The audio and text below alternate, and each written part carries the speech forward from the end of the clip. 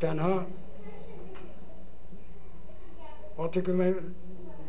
دیگه تسلیم شدن همچلی تسلیم میشه بدون هیچ چیز. بعد طرف ارخلار قرینجب و همینطور آخلا از این طرف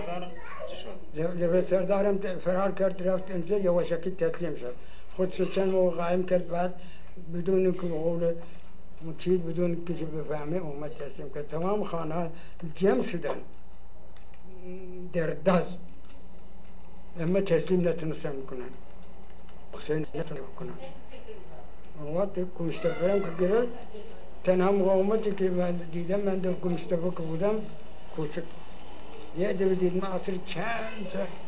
صد تا سوار درم به طرف کنشتفر میان اینها کنشتفر اشغال شده در طرف قشون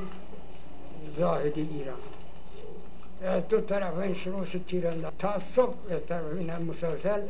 تفنگ تیر از آنها هم تیراندازی بالاخره اونها نتونستن کنشتفر را بگیرن عقب نشینی کردن رفتن بعد کنشت اونچلی در اطراف مغرب اطراف